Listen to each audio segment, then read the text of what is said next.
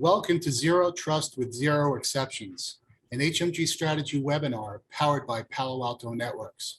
I'm Tom Hoffman at HMG Strategy, and I'll be your MC for today's event. We're excited about the speakers we've got lined up for today and the insights they'll be sharing with us. Joining us today are John Kindervaq, the godfather of Zero Trust, who's also Senior Vice President of Cybersecurity Strategy at Alto. Also joining us today is Jason Georgi, Field CTO, Prisma Access, and SASE at Palo Alto Networks. And our moderator for today's event is Hunter Muller, founder and CEO of HMG Strategy. Gentlemen, welcome to the event. Thanks for having us. So in today's discussion, we'll explore the following: how the concept behind Zero Trust has evolved since the shift to hybrid work and where it's headed. We'll also examine Zero Trust Network Access, or ZTNA 1.0 capabilities and how they fall short, and why the transition to a ZTNA 2.0 architecture is needed now. We'll explore how a ZTNA 2.0 architecture can provide greater visibility and control of data. And in addition, we'll share examples of top-tier companies that have adopted ZTNA 2.0 architectures and the security and productivity benefits that they're achieving. This will be followed by a Q&A with our attendees. If you have a question for one of our speakers, please click on the Q&A tab on your console, enter your question, and then hit submit. And we'll respond to your question as quickly as possible. We want to make this as interactive as possible, so feel free to enter your questions at any time. At this point, I'd like to hand it over to Hunter. Thanks, Tom, and welcome everyone. Thank you for joining us here today. What an unbelievable time we are living in, some 28, 30 months into a global endemic, a series of rolling crises that dramatically affected the workspace, the hybrid workforce, and the work from anywhere model, which then obviously dramatically changed and shifted the threat landscape for us overnight, and created huge new opportunities and problems for global and North American CISOs. You know, John, it's a pleasure to have you here, and Jason, we'll get to Jason here in a minute. But John, first to you, my gosh, the godfather of Zero Trust. It's a pleasure and honor to have you here today. How did you get started down that path? Give us a little context, background, history. Where were you? What firm were you with? And what was the landscape? What did the landscape look like back then? Well, my love affair with hating trust, which is an interesting concept, came when I was installing firewalls at the turn of the century, because all firewalls had a trusted and an untrusted interface, and the trusted interface went to the internal network, where all the good people were, and all the bad people were on the evil internet, and that was the untrusted interface. And the way that these firewalls were designed was any traffic can go from the untrusted interface, the internal network, to the external network without policy. And I hated that. And I hated setting arbitrary trust levels on interfaces and having that determine the policy. I thought policy must be more granular.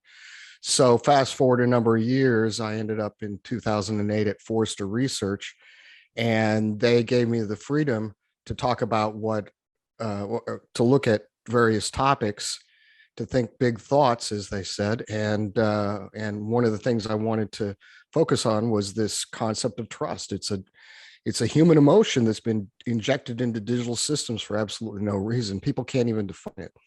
And so out of that, I said, how do we solve this problem, both strategically and technologically? Well, we get rid of trust. How do we do that? Well, eliminate it. So how much trust would any interface have? Zero. And there you have zero trust. It's a very simple story.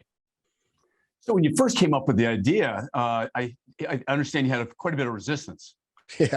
Yeah. People thought I was literally insane, right? Because that's not the way we've always done it. And the way we've always done it had been working so well. I mean, so of course we're not going to try anything new. I mean, that was the silliness of the whole argument, was it's not the way we've always done it. And I would, but there was a core group of people who really understood.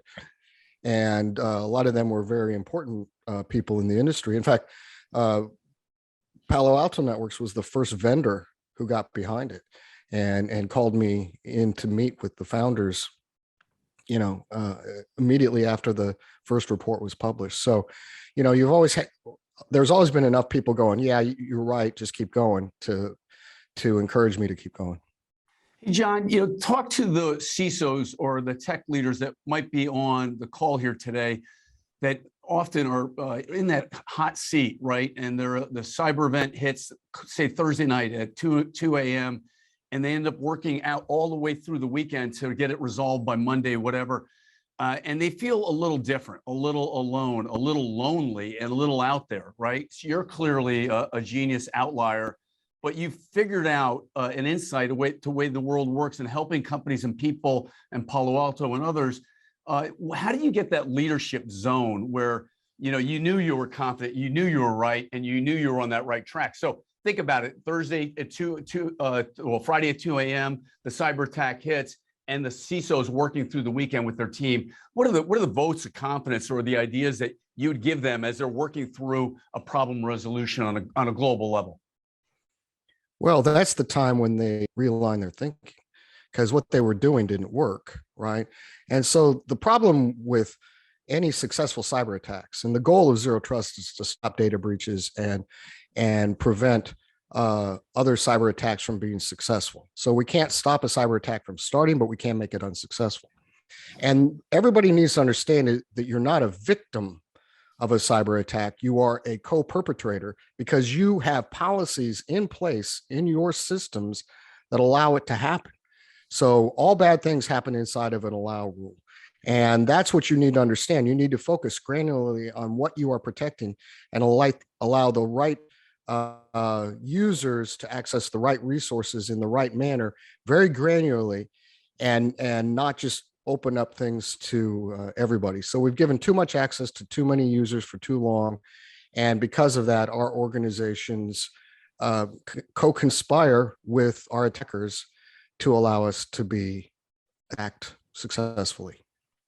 Then clicking down one more time, John, in this one example, help that CISO think through, what does it take working 18 hours a day around the clock in order to get the resolution and getting back to some kind of a stable scenario? Any other thoughts on coaching, performance coaching?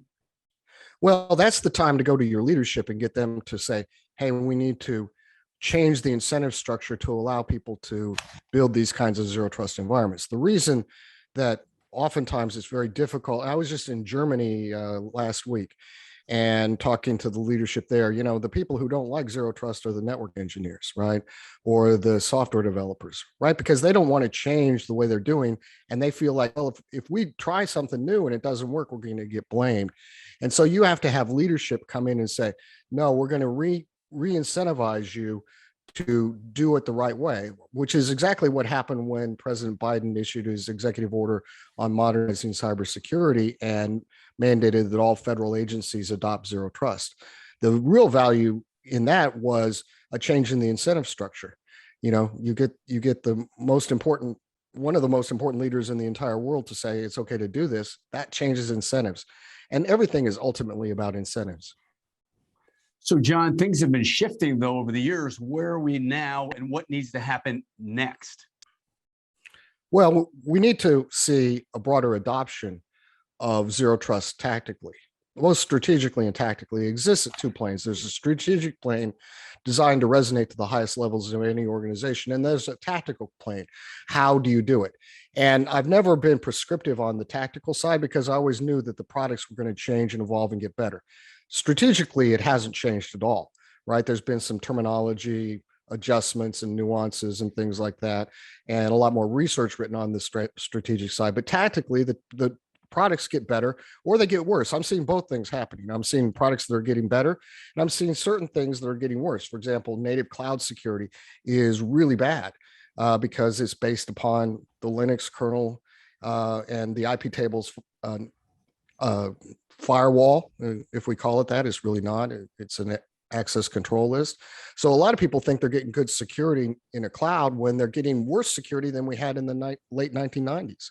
So this is the thing. You have to have some technical acumen to understand what are you trying to protect, and then how do you get there, and by understanding what you're protecting, which is known as the protect surface, you will understand the right technologies. So it's starting in the right place. Start your journey by understanding what you need to protect. If you haven't done that, it'll be very, very difficult to succeed. So not only the architecture and what you need to protect, but where are you most vulnerable, right? Where are the organization's largest economic assets, right? Absolutely. You have to understand what makes your organization money. And that's a certain data set or a certain asset or something like that. And so you need to understand where that is, how it works. That'll tell you how to protect it. Then you need to control who has access to it. And then you need to control what things you need to do to the packet to enforce that access. A lot of people say to me that I'm saying people aren't trustworthy, and I'm not saying that. I'm saying something much more profound. I'm saying people are not packets. So this whole thing is about packets. Zeros and ones is represented by electrons and photons. That's our entire business. How are you going to allow this electron or this photon to get to some other place? And so it's a very simple thing to do when you think down at the binary level, and that changes the game. This isn't about people or human trust. It's about the digital world and why having trust in a system is a very significant vulnerability in your organization. Thanks so much, John. We'll circle back to you in just a minute. Over to Jason. Hey, Jason, Palo Alto Networks has to be the leader in cyber security. Tell us a bit about Palo Alto and your role.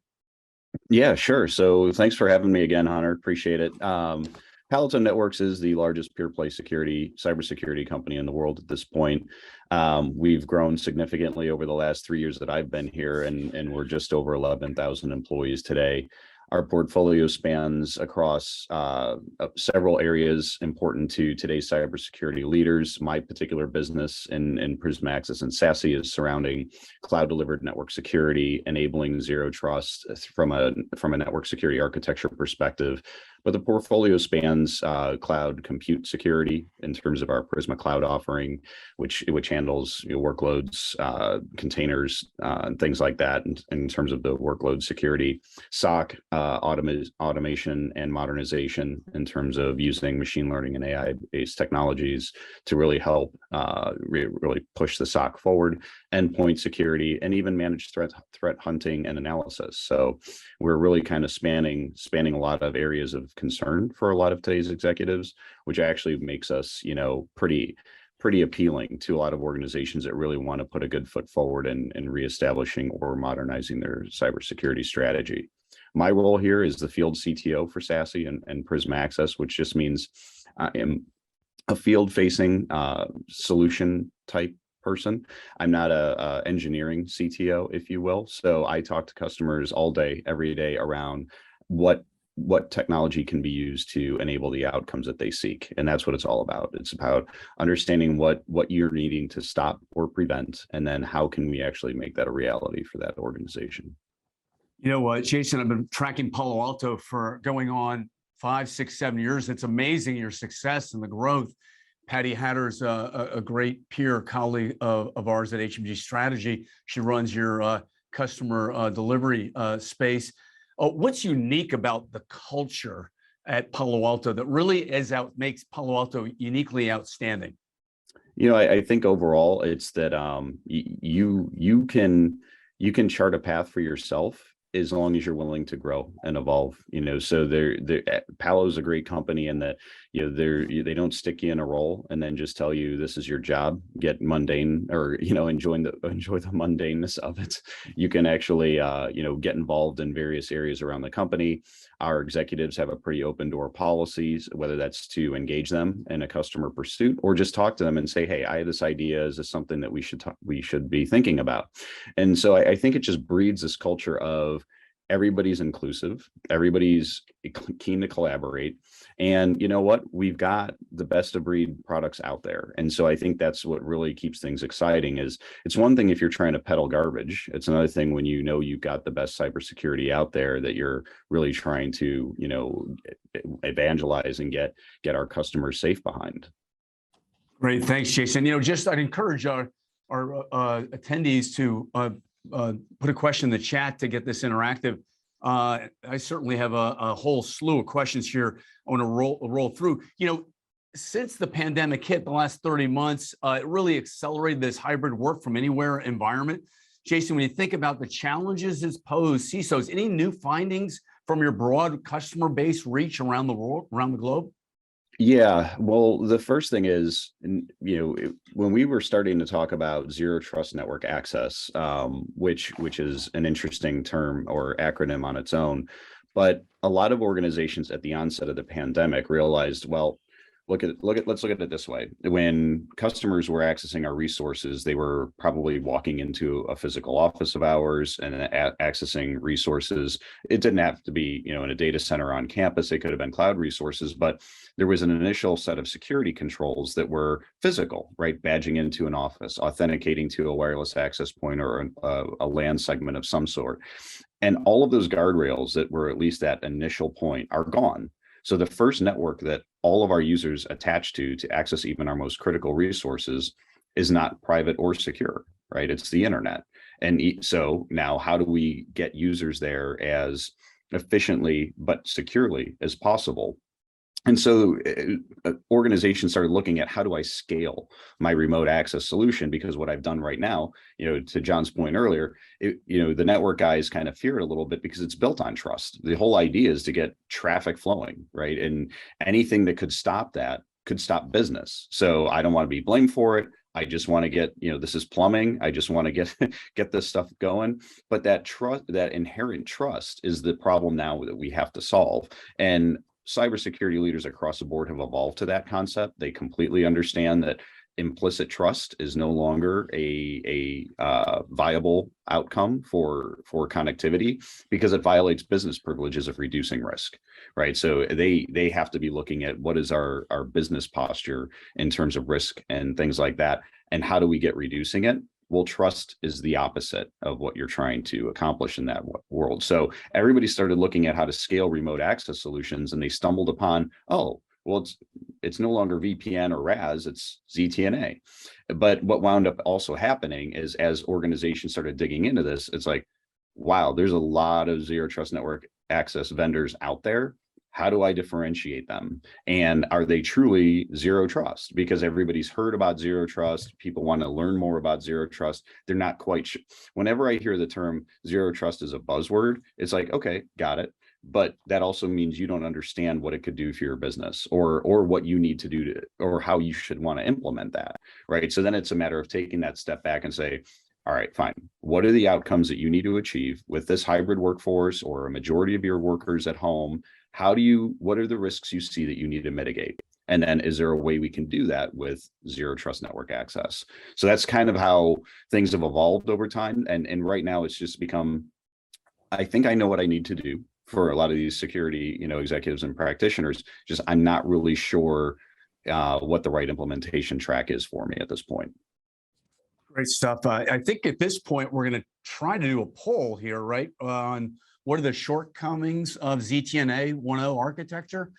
And the poll is there, folks. If you can jump in and hit a single choice, we'll tabulate those responses in a second here.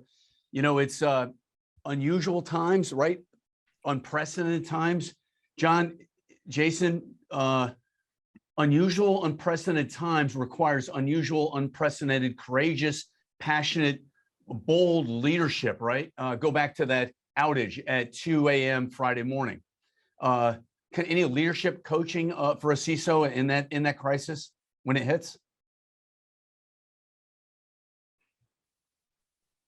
Well, I always had a concept when I was at Forrester called planning for failure. I wrote several documents about that. So you plan for failure because failure is an option, right? Gene Kranz said failure isn't an option because he was trying to motivate people to get some guys off the, out from outer space. But in our world, this is a very complex system. And quite frankly, a lot of times I'm more amazed that things work as well as they do, because I was around when it all started, and it's kind of wired together with bubble gum and duct tape and baling wire. So What you have to do is kind of figure out fundamentally what went wrong, and was there something that was stolen, first of all, exfilled, right? So it's this term breach that becomes problematic, because we all learned in cybersecurity, breach is when somebody gets into our environment and looks around. But that's actually now the definition of an intrusion. Breach is when, according to GDPR and PCI and all these regulatory environments, say that a breach happens when data that is sensitive or regulated has been exfiltrated from our networks or systems. So we spend way too much time looking at what's coming in and not any time at all looking at what's going out. So if somebody is coming in and they're disrupting your network, bringing it down, are they doing that for the purpose of stealing some data so they can monetize it? And then you're going to get in trouble from GDPR or PCI or some other regulatory agency. So the only thing that can get the CEO fired, that an IT person can do, is to allow a data breach to happen. And CEOs don't get fired for ransomware attacks. They get fired for data breaches. Look at Equifax and Target and TalkTalk and Ashley Madison and OPM. So that's where the grand strategy comes in. What is the business trying to achieve? Aligned to those grand strategic goals. So if you're in the middle of an outage, right, whether it's a breach or just a disruption or an inconvenience, be thinking about, what does this mean to the business and the business leadership, and how am I going to fix this moving forward? Because all those things are ultimately preventable. This is the system that we work on, TCP/IP, is finite. So, we can have visibility into every bad thing that's happening, and we just have to have the courage to stop the bad things before they do bad things. And a lot of people don't have that courage. The courage takes a lot of courage, right? Passion and courage and being bold. Thanks, John. Great answer. Hey, Jason, back to you. When you think about ZTNA and ZTNA 2.0, how can we effectively help the enterprise protect itself with that model? Yeah, I think, and let me take a quick second, Hunter, and address, there might be some confusion out there. Okay, what is ZTNA 1.0, 2.0? I'm not sure I'm following this. ZTNA 1.0, just to take a quick step back, is based on a type of architecture, right? So, and that architecture is called a software-defined perimeter. And that is an architecture, and it was a market all by itself. Organizations on the security provider side started saying, hey, we want to connect users more directly to an application, thus eliminating some of that transitivity that comes with a traditional VPN, where you're dumped into a concentrator, and then users have access to the data center network, essentially.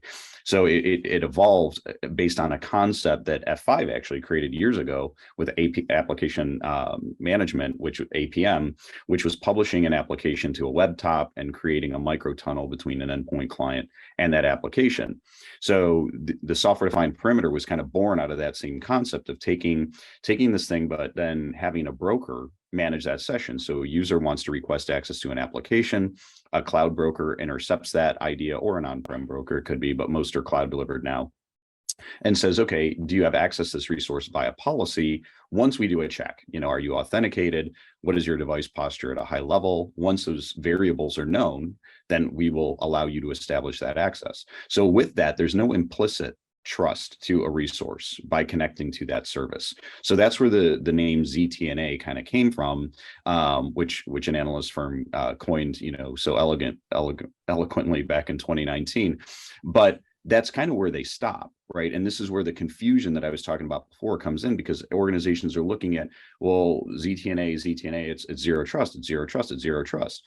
So ZTNA 1.0, which is what Palo Alto Networks is calling the software-defined perimeter approach, because that's what's been pervasive in that market, is just not enough when it comes to actual zero trust and honoring the tenets laid out by John, right? And if you look at the Kipling method and things like that, there are certain things that we have to be able to answer as part of what zero trust needs to be for an organization.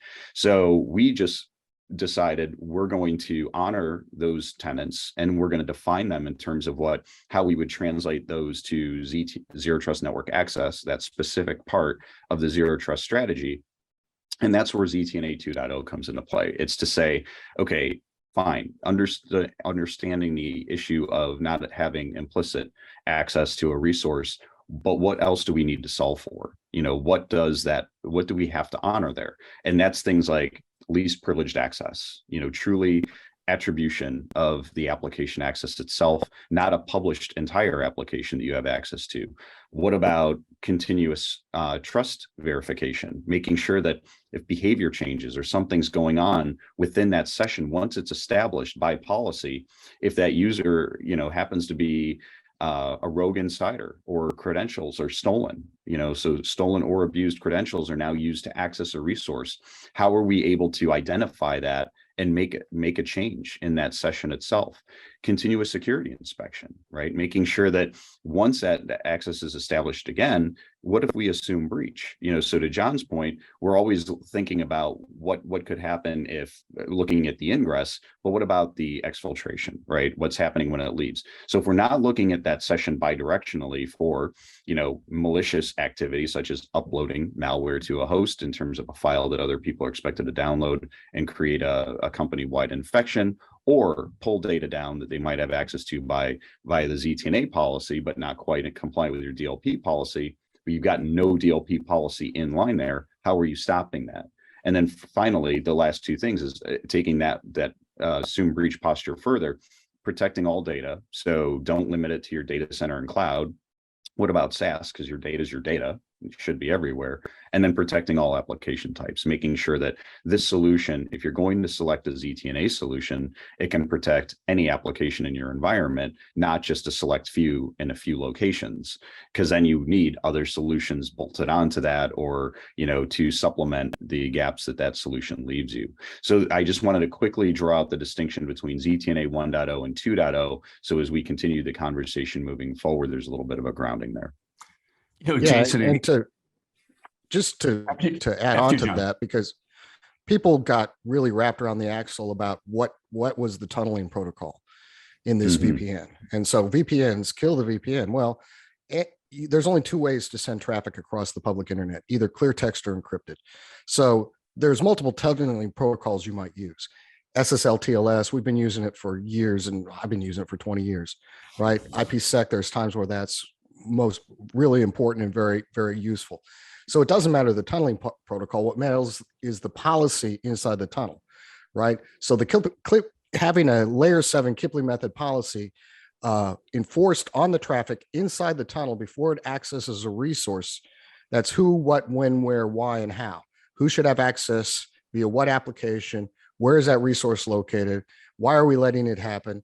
And how are we going to enforce that access, at layer 7 with things like IPS or sandboxing or DLP or some of these other technologies? All that has to happen inside the tunnel. That is a true zero trust VPN, whether you call it zero trust network access, which used to be zero trust network architecture years ago. So it's amazing how things change. But it doesn't matter the tunneling protocol, right? And that's what I can't convince some people on, because they think that one is better than the other. And there's reasons that you're going to use various tunneling protocols, and you need a ZTNA solution that supports multiple tunneling protocols based upon the resources that you're accessing. Great point. Thanks, John. Hey, Jason, it occurred to me when I was listening to you, you really truly are a thought leader. In Palo Alto, with your reach, you must have a tremendous ability to provide consulting and advisory services in terms of reimagining and reinventing the whole cyber landscape profile and threat landscape. Yeah, so we recently launched more of that, I guess you could say, professional services capability, where we can do a zero trust assessment on your environment. So we'll send our team in to say, okay, ask the exact questions John did, right? Have you decided or established what those assets are that are of greatest loss to you? So key money maker, but also what's your greatest risk of loss? And so starting to identify what are those crown jewels. Then what is your approach? Because, one thing that I say and John says is, if you try to secure everything, you secure nothing. So you've got to start somewhere. And so ensuring you understand the traffic flows to and from those crown jewels, and let's figure out how to get that secured first, work your way out. We've also got the ability to now through a few acquisitions of some teams, take a broader look of at your enterprise. We can take an outside in view, look at all of your potential threat vectors from the outside. So the attacker view, if I'm trying to attack a particular bank or a manufacturer and industrial or a government agency, what does that look like? Well, here's how I would look to attack you, and so from that outside in point of view, then we turn that into the inside, to say, okay, now that we see where you're vulnerable, here's where you can go to fix these things. Here's some tools you can use, whether they're ours, Palo Alto Networks or not. These are some of the things that we can do. So it's really ensuring that, if you're serious about wanting to tie things down and really start on that approach of zero trust, and call it what you want. I know there's a lot of sensitivity and nomenclature these days, but it's not really up for interpretation, right? You either want to implement a zero trust strategy or you don't. You can apply it to certain use cases, I suppose, to get yourself started. But then, we've always kind of taken the approach with cybersecurity, you're only as strong as your weakest point. So if you still have wide open inroads to your architecture, all it takes is one compromise of that particular endpoint, user, set of credentials, whatever it is, to get in there. So can you take advantage of teams to help you through that? Absolutely. We're doing that more than ever. I wouldn't be surprised to see us continue down that path because it's good. But the reality is, John works for a great partner of ours. They do this as a service for our customers, right? So if you're interested in what we're doing from a Palo perspective, but you want somebody like John and his organization to come in and do an assessment and look at these things, we use them significantly. And he and at his company now that he's been there, geez, what now, a year and a half, 2 years, John? A little over a year, yeah. Yeah. Excellent. Thanks, Jason. Hey, John, any other builds that you'd offer on Jason's ideas? Well, I mean, the key thing is, we can't reiterate it enough. Know what you need to protect. You will always fail. I'm on calls all the time. I bought widget X or gadget Y. Where do I put it? I have no idea. Well, you have to know. You're the Godfather. Well, but I need to know what you're going to protect. What do you want to protect with this? Oh, I haven't thought about that yet. Okay, well, I mean, this is how protection is done. You understand what you need to protect, right? Where that thing is located, and then essentially who should have access to it, or what resources should have access to it. These are the three fundamental questions that you have to ask yourself. And if you don't know the answer to that, you need to go back to the drawing board, because this isn't a problem that you can buy a technology and solve it. There are no easy buttons or silver bullets or whatever tired old expression you want to use. This is about doing the hard work of understanding what's important in our organization. And I'll just tell you one quick story of a CEO talking to me about this. He said to me, my IT team came to me and they said, "Hey boss, good news." What is it, guys? Well, we just caught hackers. We just accidentally caught hackers trying to download our source code, but we stopped them. Aren't we great? And he said, let's wind that back to the word accidentally. And he said, what do you mean by accidentally? Well, we were searching and we just stumbled upon this. But isn't that your main thing, focusing on protecting our source code? And they said, no, we're stopping viruses. We don't even know where we didn't even know where the source code was or anything about it until now. And he said, but you realize that 100% of our revenue is generated by that source code, don't you? And they said, no, we never thought about it before. Right. So there's this disconnect there between leadership and the tactical resources that you have, where you haven't incentivized people to properly look at and protect the right things and have visibility into those things so they can understand how tactically they need to protect it. Because if you're a tactical person versus a strategic person, and that's how I tend to look at the world, tactical people just want to find a technology, throw it in, get it up and running, and be done with their day. And they're not worried about the ideas behind that. So as a leader, you need to be helping them understand the real business value of what they're doing, because they're just buying and using technology and they're really not sure why they're using it. Brilliant insights, John.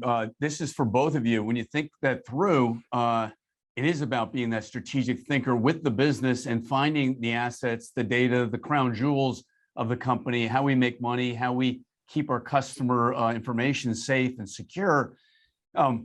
Any suggestions on a strategic white paper to think that through, a model of sorts? Well, I've written a lot on that, right? And actually, I was on the president's National Security Telecommunications Advisory Council subcommittee on zero trust and trusted identity, which is a mouthful. But we issued a report that's being delivered to the president that everybody should read, because that had stakeholders, me, Chase Cunningham, the guy who followed me at Forrester, NSA, NIST, DISA, DOD, CIA, all of the stakeholders in the US. And we all came to agreement on what zero trust is. And it has the 4 design principles and the 5 steps on how you deploy it. And if you take those 4 design principles and those 5 steps, that will tell you what you need to do. And it will point you in the direction of the proper technology for that particular system that you're protecting. So everything is bespoke in zero trust. Every environment, and I call them environments now instead of networks, but every environment is based upon the thing you need to protect. So once you understand that, it's going to be really easy to do, right? And a lot of people make it way too hard.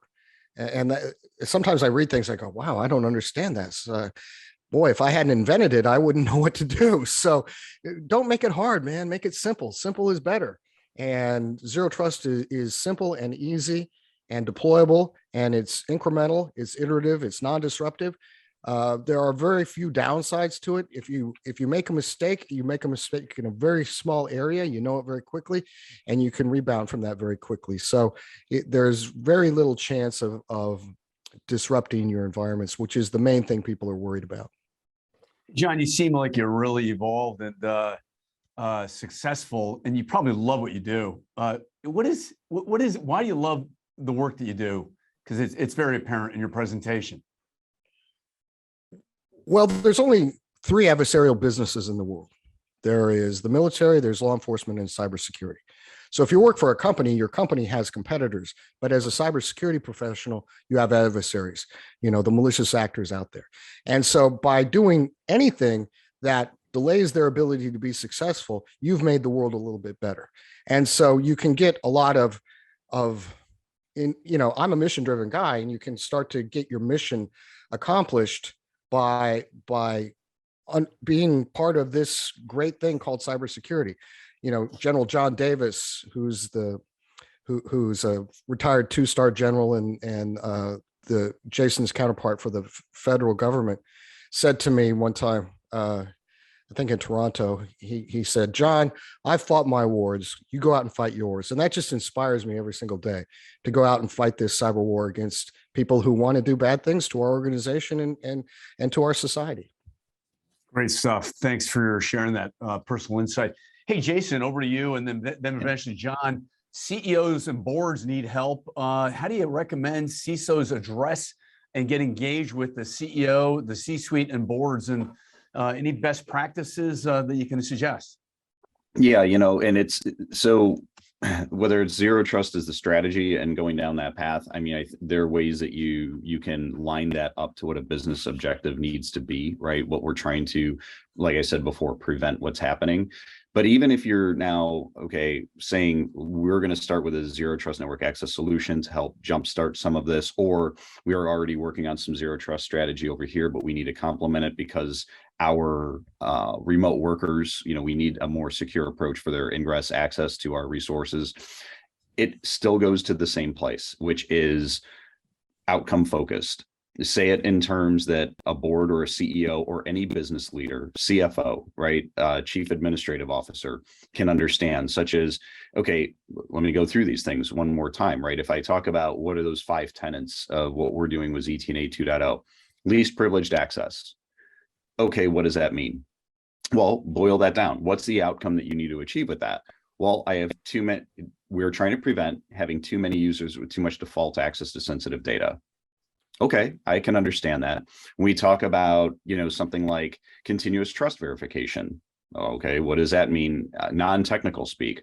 Well, it means I'm trying to minimize risk if credentials are stolen or abused. Everything's moving identity based. Like look at how identity and credentials are under attack now, because it's just like you think about breaking into a physical building, right? What's easier, breaking into it and being, setting off alarms, being subject to roaming patrols and all of that goes with it, or swiping a badge, right? And so obviously, that's the path of least resistance. So if we can minimize the risk if credentials are stolen or abused. And then on the other piece, right? So continuous security inspection. Okay, what does that mean? Assuming breach. If we assume breach does happen, how do we minimize the impact by preventing? Let's say assumed intrusion to get us aligned with GDPR and all those other people. How about that? That would be, I think that's an important distinction to make. I assume that people can get I think intrusion. It does address both though, right? If we're trying to prevent, an intrusion, but then also exfiltration, you still need that middle piece that's doing the continuous security inspection to prevent the exfiltration. No, absolutely. But I don't think, I think most organizations have been intruded upon. I don't think most organizations are in a breach condition right now where data is currently being exfiltrated. So makes sense. That's the distinction that I like to make. Okay. So yeah, to that point, right? It's what are the outcomes from a business perspective that you need to line up to? And then that you can line up what the tenets of zero trust network access are that achieve that. And once you've established that, then you can, pretty easily have a conversation with any level, any ELT or board person in the organization. But I'm going to suggest also a general framework, and it's three things maybe. One, assume that the CEO, hopefully the CEO really wants to wrap around the right kind of strategy and approach, number one. And two, assume that the CISO is going to be nervous with the CEO. So get over that nervousness, right? And get out of your comfort zone. And if you're not nervous, you're probably not in the zone. You're not playing the game. You're not in the framework. And then three, continually follow up, a follow-up loop with the C-suite and the board. So everyone gets on the one slide, one vision, one page. John, does that make sense to you, or am I missing something? No, that makes sense. I mean, CEOs are now being incentivized to look at zero trust because we've got the leader of the Western world saying that it's okay to do this. So they want to know more about it. I mean, I've gone to board meetings, I've gone to, spoken to generals and admirals. They all get it because they get the things that are strategically resonant. And so it's incumbent upon them to work with their IT and cybersecurity leadership to create the structures to encourage the growth and adoption and mindset around this. And once they do that, then they're going to start to see some massive successes. John? I'm Jason. Any thoughts? No, I think John covered that pretty well. I think overall, to that point, when President Biden did say, zero trust is a strategy, that we are going to embrace at the federal level, and organizations that have a direct tie into critical services provided to, the population. Well, it made it very real, and I think we even saw a little bit of an uptick in interest as a result of that, to say, yeah, I was kind of thinking about this before, but I don't really want to be the organization that didn't do all I could, right? And that's what cybersecurity is all about. It's are you looking at things from a good enough perspective, or are you looking at them from, I have an opportunity to do something, I have the tools in front of you to make that a reality, so why am I not doing it? And it's the same old thing, right? People don't do things because either the directive wasn't clear, so they don't know what they're doing. They didn't understand, what was being asked, or they just don't care, right? And so, we've got to make sure that cybersecurity leaders turn that page and say, am I doing everything I can to secure the business? No different than a CFO does, right? To take that fiduciary responsibility and ensure that he or she is doing everything they can to keep that company's finances in the right place. So the CISO, CSO should be in no different of a position. Great job, Jason. You're spot on. I love it. Maybe over to John. Any thoughts on upcoming legislation requiring cyber expertise on boards? I understand that's getting a little traction. Yeah, I don't know. I mean, like there's always rumors. I think it's just best practice. Like, why would you not have that expertise? And here's the fundamental thing. And this is one of the things I talk to leaders about all the time, is you've got to change IT and cybersecurity from being a cost center to a business enabler, right? So most people think as a sunk cost. It's a cost center. That's how they do it at the financial level. And so it's always costs that we can't get back, and they're not really enabling it. But every business in the world runs on their IT systems. And whether that's in the cloud or on premise, it doesn't matter. So you take the airline business. When I was 16, I worked at a little regional airline, and I hand wrote tickets. And so there were no computers, and it didn't matter back then.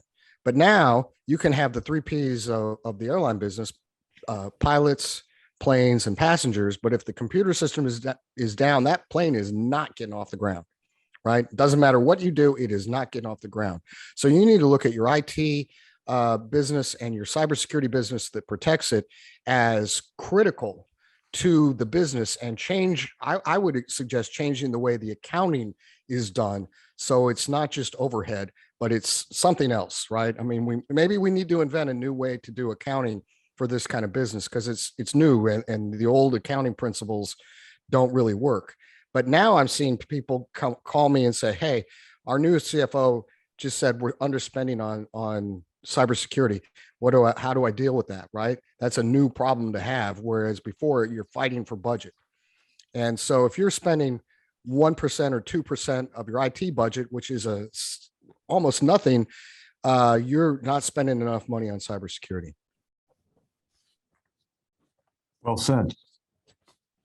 What percentage should it be, roughly, across industry? Oh, I don't know. I mean, we used to have these discussions all the time at Forrester, and I don't really know. I think it should not be constrained by a percentage. I think it should be based upon the things that you need to be protecting, because you need to decide how valuable is this resource that I have. If it's mission critical, if my business doesn't function, it almost doesn't matter. It's almost an open checkbook, because the reality is every data breach that I've ever seen could have been mitigated for less than the cost of the initial lawyer's fees, right? Think about what's going to happen if you have a data breach and you suddenly have regulators crawling down your neck, and you're on the front page of the New York Times. What's your first call? Your first call is to an outside legal firm that's billing you how much an hour for how long, right? And so think about other costs that are part of this cybersecurity equation, which includes legal, IR, all kinds of things. So oftentimes I see people who are penny wise and pound foolish, as Ben Franklin used to say. They'll do fit for purpose, which actually means how little money can I spend and just meet that checkbox. Well, if you have that checkbox mentality, you're going to fail. So this is about doing real stuff. You think about, what would you do to keep a person alive in your organization? If someone was trying to kill that person. That's essentially what's happening in cybersecurity. There are nation states who are sending cyber missiles at companies, right? And we don't really comprehend that yet. What would happen if they sent a physical missile against the company's headquarters? Well, that would be an international crisis, but we just kind of keep it under wraps now. But this is the same thing. This is where warfare is moving. It's moving from kinetic to cyber, and we need to be very, very aware of what's going to happen in the future and how dangerous it's going to be on the internet. Interesting. Jason, over to you.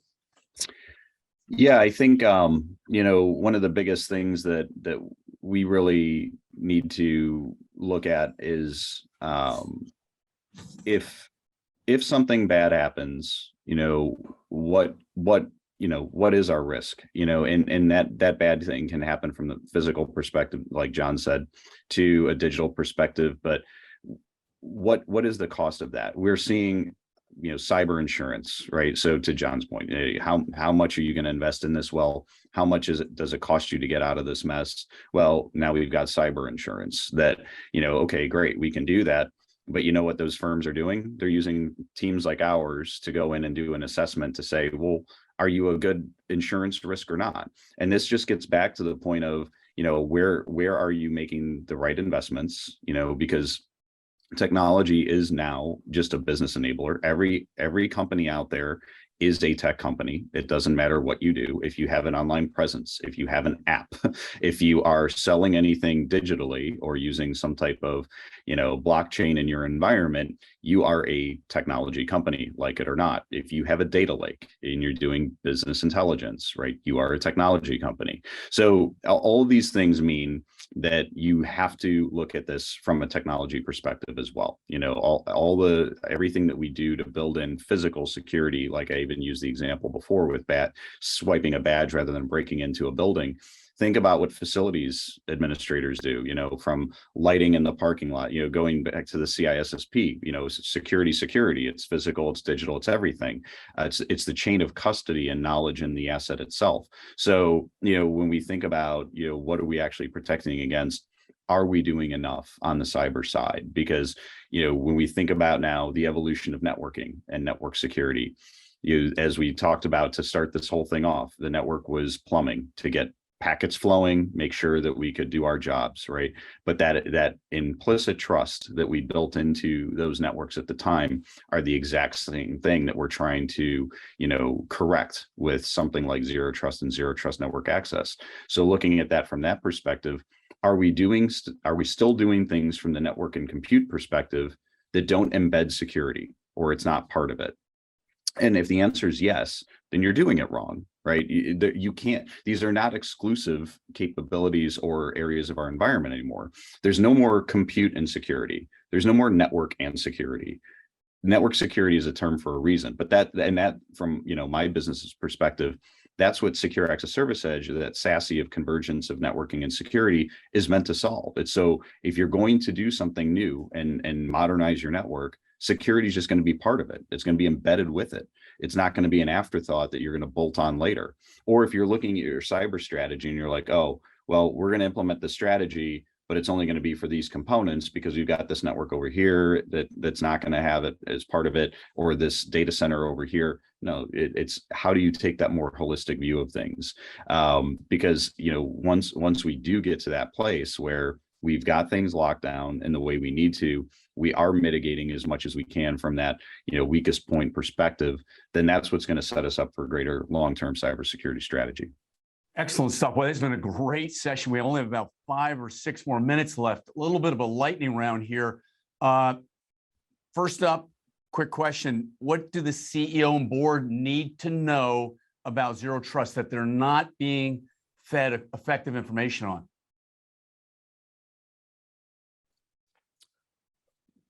They need to know that it's a strategy, right? In the Q&A, somebody's asking me, what is my definition of it? Zero trust is a strategy designed, a cybersecurity strategy designed to prevent data breaches and make other cybersecurity attacks unsuccessful. It's that simple. It's a strategic initiative. And there are tactical aspects to that will change as technology advances. So understand that you want to protect something, and that if you have a zero trust mindset, which eliminates trust, right? How much trust should there be in a zero trust system? Zero.